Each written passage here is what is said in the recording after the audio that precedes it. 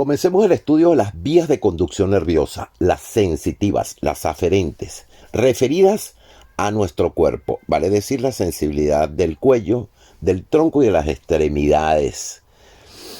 Esas vías vamos a comenzarlas en primer lugar con la aferencia somática general. La A, aferencia, indica que es sensitiva. La S de somático, que es un estímulo físico externo. Y la G de general, porque los receptores están ampliamente distribuidos en la piel, en las serosas y en el periósteo de los huesos. De hecho, esta vía comprende el tacto simple, que es el tacto protopático, burdo. Sientes una presión, pero no puedes discriminar qué te tocó ni dónde te tocaron. Además, esta vía comprende el dolor y la temperatura. Me quiero detener en este momento para decirle que estas vías de conducción conscientes que deben llegar al cerebro tienen leyes. La primera ley, tiene 4 neuronas las vías conscientes. Aquí, la primera, en el ganglio raquídeo, donde está una neurona pseudomonopolar. La segunda, ¿dónde? En la médula espinal del mismo lado, en el núcleo propio, vale decir la lámina 3, 4 y 5 de Rexet.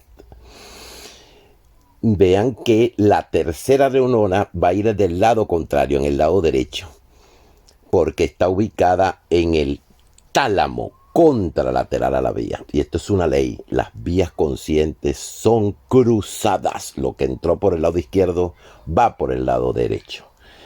En el núcleo ventral posterolateral del tálamo. Y la cuarta neurona en la corteza primaria sensitiva, área 312 de Brodmann, el giro postcentral. ¿Cómo lo hace?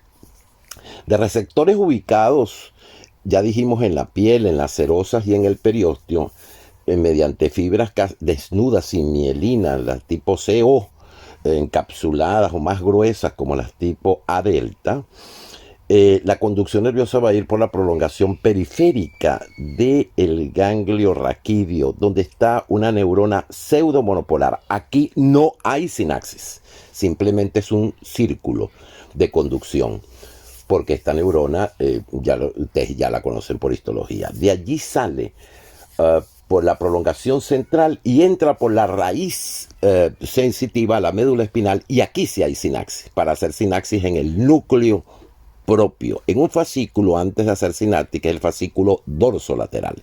Y aquí lo más importante, ese axón del núcleo propio debe cruzar la vía del lado izquierdo para el lado derecho.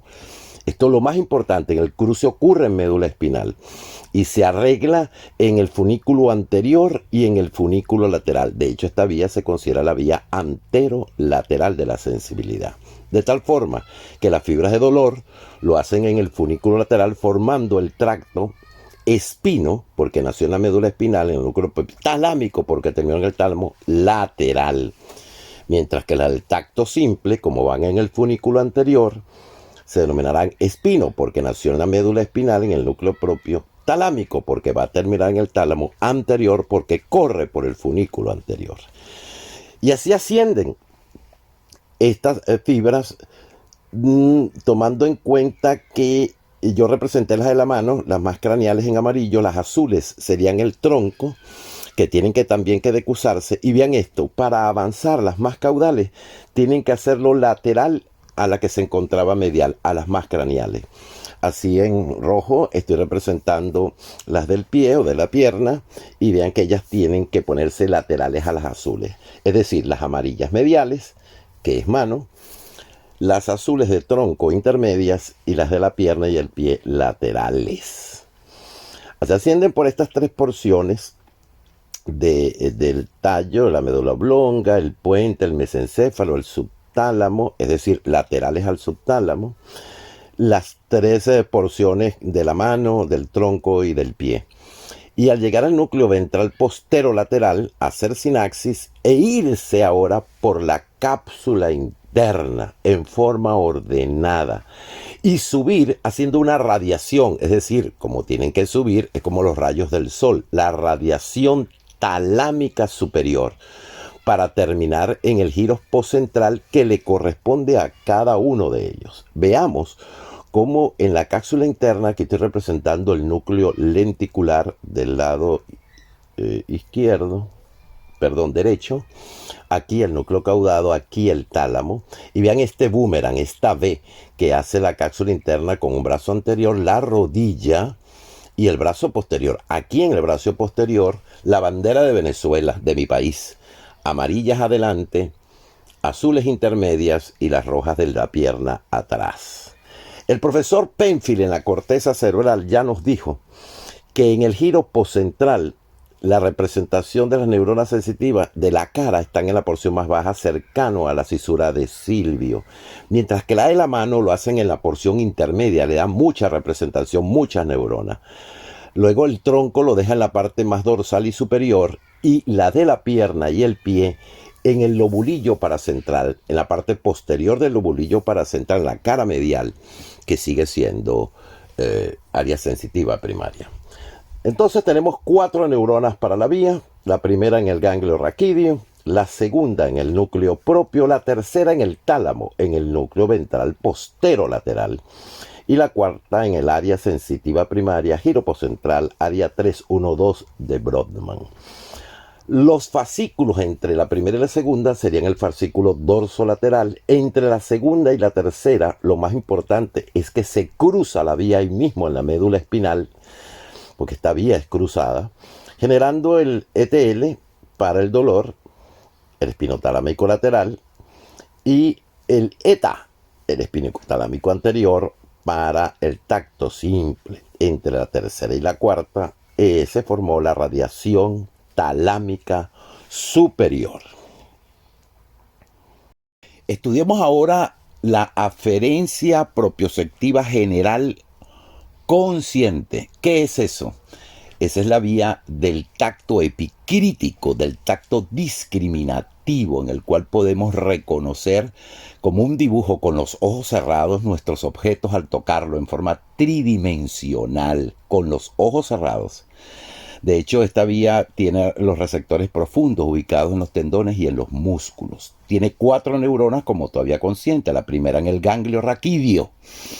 La segunda, vean esto, ya no está en médula espinal, está representado por el núcleo gracilis medial y el núcleo cuneatus lateral. La tercera neurona es cruzada porque es una vía consciente, va a estar en el tálamo, en el núcleo ventral posterolateral, y la cuarta en el área 7, el área de la estereognosia, vale decir el giro parietal, tanto superior, y si es para la mano, como estamos representando aquí, en el giro parietal inferior. ¿Cómo lo hace? Los receptores más encapsulados van con fibras un poquito más gruesas, están en los usos neuromusculares y los tendones, en la mano estarán en los lumbricales.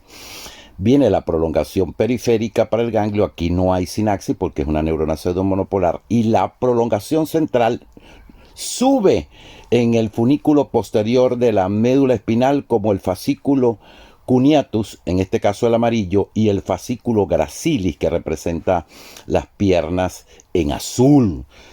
Vean ustedes que aquí es al contrario, las mediales son las de las piernas. Y así llegamos haciendo un cruce que se llama decusación sensitiva aquí en la médula oblonga, en el corte número 8, como lo habíamos puesto. De tal forma que las fibras del gracilis pasan por delante, mientras que las fibras del cuneatus se mantienen por detrás y ascienden en esta decusación sensitiva que ocurre en el corte inferior de médula oblonga hasta llegar al núcleo posterolateral del tálamo, haciendo una estructura que caracteriza esta vía. Este tracto se llama lemnisco medial, este tracto bulbotalámico, que es paradito en médula oblonga y es acostadito en el puente.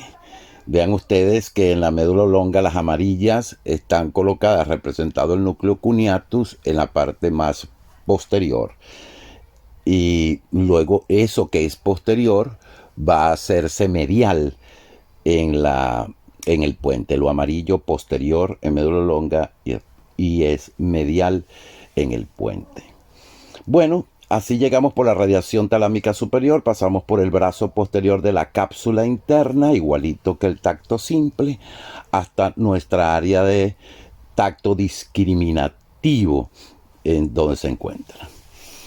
Bueno, así resumimos nuestra vía consciente con sus 4 neuronas, la primera en el ganglio raquídeo, la segunda en los núcleos gracilis y cuneatus que se encuentran en médula oblonga, la tercera en el núcleo ventral posterolateral del tálamo y la cuarta en el área de la estereognosia, vale decir, para la mano el giro parietal inferior. Los tractos, el fascículo gracilis y cuneatus que se encuentra de la médula espinal completo y en la médula oblonga, y lo más importante, la decusación ocurre entre la segunda y la tercera y da este nombre, decusación sensitiva, que va a formar al lemnisco medial, las fibras bulbotalámicas. Entre la tercera y la cuarta, la radiación talámica superior. Ahora estudiemos la vía del APGI. Esta es una vía inconsciente. De hecho, la aferencia proyectiva general inconsciente, ¿qué es? Es la coordinación, el control del tono muscular y la postura. Como toda vía inconsciente tiene otras leyes, esta vía ya no tiene 4 neuronas, tiene 3 neuronas. Nunca llegaré al tálamo y debe terminar en el cerebelo del mismo lado. Esta vía es ipsilateral, a diferencia de las vías conscientes. Son homolaterales. ¿Dónde conseguimos entonces la primera neurona? En el ganglio raquídeo. Aquí estamos en el ganglio raquídeo izquierdo. La segunda, vean, en la lámina 6. Núcleo torácico, el verde, o núcleo de la base, el rojo. ¿Dónde estaría la última neurona? En el cerebelo del mismo lado, en el paleocerebelo, que es lóbulo anterior, núcleo globoso y núcleo emboliforme, que es el control del tono. ¿Y cómo lo hace? Fibras encapsuladas, bastante gruesas, bastante rápidas, del tipo A, van ellas a entrar por la raíz posterior del nervio y hacer la sinapsis, por ejemplo, aquí en el núcleo torácico para los miembros superiores. Y sin decusarse, las van a ascender por el funículo lateral como tracto espinocerebeloso dorsal. Aquí la mnemotecnia, como se llama torácico, también se puede llamar dorsal. El tracto se llama espinocerebeloso porque va a terminar en el cerebelo dorsal. Y así va por este funículo lateral, ascendiendo por el tallo encefálico, y la única forma que tiene para llegar al cerebelo es a través del pedúnculo cerebeloso inferior y hacerse sinapsis con la corteza del palio, con el globoso y el emboliforme. Por su parte, las que fueron al núcleo de la base, que vale decir miembros inferiores, perineo y tronco, se tienen que decusar en la médula espinal. Vean esto, qué raro. Y formar otro tracto que está detrás de el espinocerebeloso, delante, quise decir, el espinocerebeloso anterior, porque va en el funículo lateral, es cierto, pero anterior al espinocerebeloso dorsal. Y así ascender, vean esto, todo el tallo encefálico y pasan hasta el mesencéfalo inclusive.